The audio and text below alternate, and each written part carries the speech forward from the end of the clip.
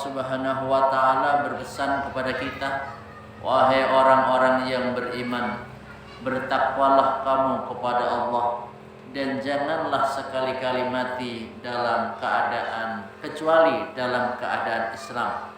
Para jamaah sekalian yang dirahmati Allah Subhanahu wa ta'ala, kita bersyukur pada sore hari ini Allah kumpulkan kita di majlis yang mudah-mudahan senantiasa diberkahi oleh Allah Subhanahu wa ta'ala.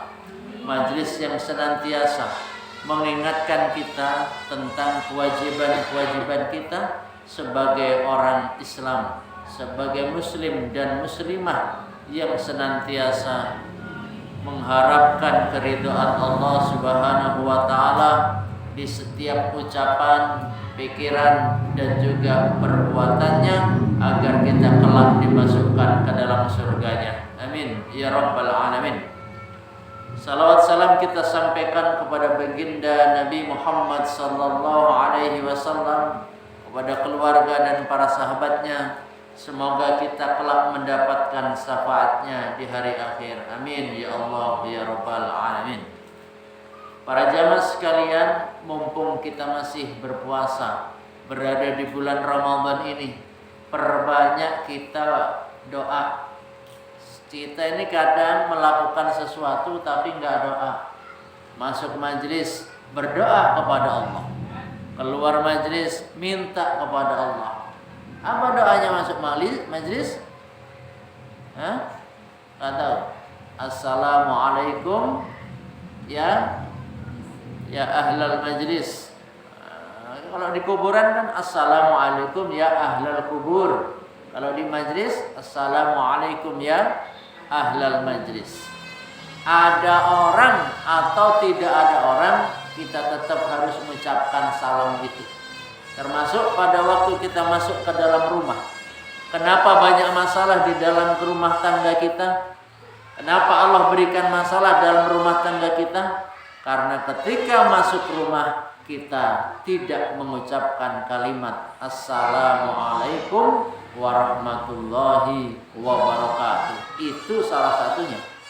Ini ada orang rajin mengucapin kalimat Assalamualaikum warahmatullahi wabarakatuh. Setiap kali masuk rumah, ada orang atau enggak ada orang, tetap dia mengucapin kalimat Assalamualaikum.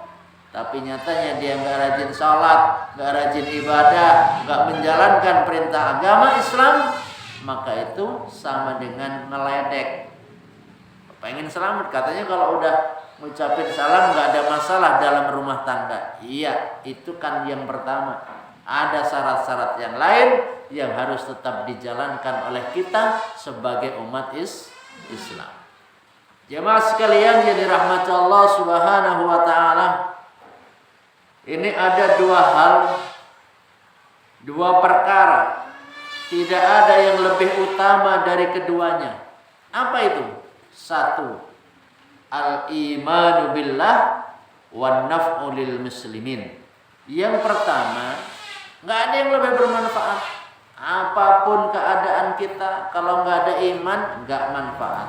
Maka yang pertama, yang menjadi sesuatu yang berharga dalam kehidupan kita adalah iman, dan yang kedua adalah an-naf'u lil muslimin, menjadi orang yang bermanfaat bagi setiap orang Islam.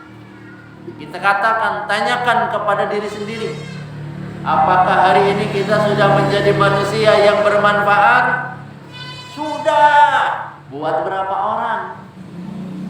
Buat ya Bang, suami di rumah, buat anak di rumah, manfaat. Alhamdulillah.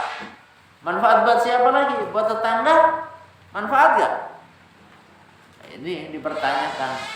Kalau kita kerjaannya ngajar, pasti manfaat buat orang lain.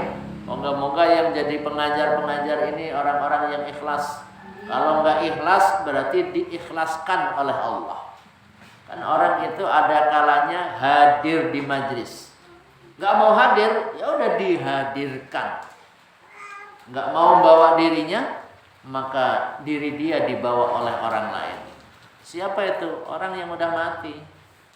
Bisa bawa dirinya? Nah, harus dibawa oleh orang lain. Man asbaha la yanwi dzulma ala ahadin ghufira lahu ma jana wa man asbaha nusratal mazlum wa qada'a hajatil muslim kanat lahu ka ajri hajjatin mabrurah. Barang siapa bangun pagi-pagi layan widzulma, dia kagak bermaksud zolim, nggak niat. Pokok kalau saya udah bangun saya akan nyolong, nggak ada niat. Berbuat zolim kepada seseorang nggak niat dia, nggak bermaksud dia, ghufirallahu majana, maka akan diampuni segala macam dosanya. Kalau nggak niat berbuat zolim. Waman asbaha nusratal madlum, dan barang siapa pagi-pagi dia bermaksud untuk menolong orang yang dizolimi. Wa qada'a hajatil muslim, dan memenuhi kebutuhan orang muslim lainnya. Kanat lahu ka ajri hujjatin mabrurah, maka baginya pahalanya itu seperti orang yang pergi haji mabrur ke Mekah walaupun belum haji. Nah, ya. Enak gak? Makanya niat bantu. Kalau ada yang didolimi, saya akan bantu. Kalau ada orang yang butuh saya akan bantu. Minta kepada Allah dengan doa, ya Allah, mampukan aku membantu saudaraku, mampukan aku membantu orang lain, mampukan aku membantu saudaraku, tetanggaku, semua orang yang kenal, ya Allah. Dengan izinmu pasti aku bisa membantu. Itu niatin, ya. Jangan kita nggak niat. Kan kita sering yang punya anak, ibu punya anak, laki perempuan, yang laki pernah meluk anak, apa doanya? Ini masalah kita. Yang punya anak cewek, punya, pernah meluk anak, pernah. Apa doanya? Gak ada muncul doa. Kita ini udah berbuat baik, tapi gak munculkan doa. Nabi SAW mengajarkan pada satu ketika kepada para sahabatnya, kepada seorang sahabatnya. Pertama, kalau meluk anak perempuan, doanya Allahumma akthir malaha wa waladaha wa barik laha fima a'toitaha. Ulang. Nah, ulang. Itu bahasa Indonesianya gini. Allahumma ya Allah, akthir malaha, perbanyak hartanya, wa waladaha, dan anaknya, wa barik, dan berkahilah laha baginya, fima a'taitaha, di dalam apa-apa yang telah engkau berikan kepadanya. Itu doa dari Rasul sallallahu alaihi wasallam. Ulang. Allahumma akthir malaha wa waladaha wa barik laha fima a'taitaha. Taunya barik lana fima razaqtana wa qina adzabannar. Yo, jadi kalau nggak tahu bahasa Arabnya pakai itu terjemahnya. Kalau anak laki-laki, peluk anaknya lalu berdoa. Allahumma akthir malahu wa waladahu wa barik fima a'taitahu wa barik lahu fima a'taitahu. Itu doa. Ya Allah. Nanti meluk suami doang. Meluk suami. Allahumma ya Allah, perbanyak hartanya. Wa waladaha, udah cukup. Kan itu artinya perbanyak hartanya, perbanyak anaknya. Ibu, doanya mau yang mana? Yang harta aja Pak Ustaz. Milih. Nggak apa-apa ya. Yang penting banyak juga berkah. Ya.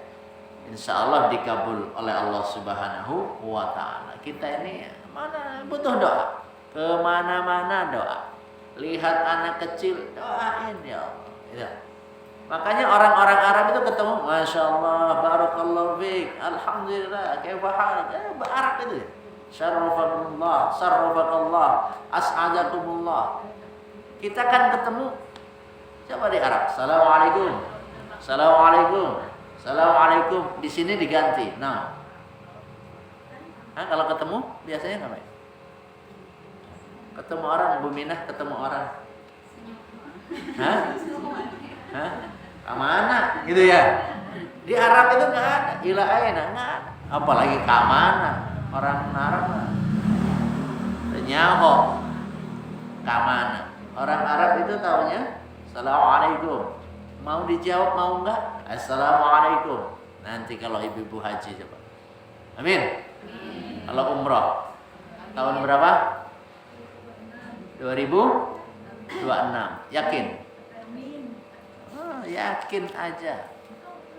Wa ahabbul ibadi ilallah. Kita lanjutkan. Dan manusia atau hamba yang paling baik di sisi Allah Ta'ala, anfa'un nasi linnas, adalah manusia yang paling bermanfaat bagi manusia yang lain. Kita kalau hidup nggak manfaat, kita ini manusia. Buat manusia aja nggak manfaat. Na'udzubillah. Wa afdalul a'mali, dan sebaik-baiknya amal perbuatan, idkhalus sururi, yaitu memasukkan kebahagiaan, ala qalbil mu'min, di atas hati orang yang beriman. Jadi ibu membahagiakan orang yang beriman itu sebaik-baiknya amal perbuatan. Yatrudu anhu ju'an. Nah, ini lanjutannya. Dengan cara menghilangkan darinya rasa lapar. Ada orang beriman dikasih makan, itu Masya Allah, itu amal utama. Au yaksifu anhu karban, atau menghilangkan kesusahan. Au yaqdi lahu dainan, atau membayarkan baginya hutang. Jadi orang beriman kok punya utang, udah kita bayarin. Oh, boro-boro kita juga punya utang. Ya, kita jangan banyak hutang. Kalau banyak hutang nanti mantinya juga, ayo, gimana matinya? Matinya yang merem dikubur. Ya, kita udah doa kepada Allah, Allahumma inni a'udzubika ya Allah, aku berlindung kepadamu min ghalabatid dain, dari hutang, dari dikalahkan oleh hutang. Malam-malam harusnya tidur mikir utang, ya kan? Makanya kalau mau usaha diusahakan jangan hasilmu utang. Kenapa? Repot. Belum hasil udah mikirin balikin, bayarin, ngontrak. Ya belum hasil udah penghasilannya segitu, buat bayar kontraknya segini, buat hidup habis. Makanya minta kepada Allah. Kuncinya kudu mau minta kepada Allah, dan mintanya harus sering dan harus sungguh-sungguh minta. Ibu pernah perhatikan anak ibu kalau minta sungguh-sungguh kayak apa? Kalau belum dikasih jajan, dia pengen, belum dikasih duit buat jajan, apa yang dilakukan? Nangis terus. Nah, ibu minta kepada Allah malam-malam bangun, udah dikasih belum? Belum. Pernah nangis? Pernah. Sering nggak? Makanya harus melakukan sesuatu yang dicintai Allah. Coba anak ibu punya anak 2. Satunya rajin bantuinnya. Kalau disuruh-suruh cepet berangkat, nggak ada protes. Dan itu memang begitu. Kalau 2 anak. Anak pertama bisa jadi ngelawan, anak kedua bisa jadi nurut. Atau sebaliknya. Anak pertama nurut, anak kedua ngelawan. Kenapa? Ya karena memang hanya 2. Jadi dibandingkan, ini kalau urusan makan yang pertama, Urusan belanja yang kedua, memang beda-beda. Namanya juga anak. Nah, kalau beda itu kira-kira jauh dari siapa? Punya anak 2. Itu biasanya sifatnya seperti siapa? Orang tuanya. Masa seperti tetangganya? Ini anak siapa?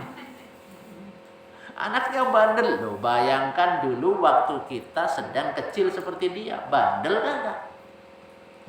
Betapa sabar orang tua kita ngurus kita dari kecil sampai saat ini, ya, masih mendoakan iya, ngerawat iya, apa iya. Nah, kita nggak boleh bosan-bosan.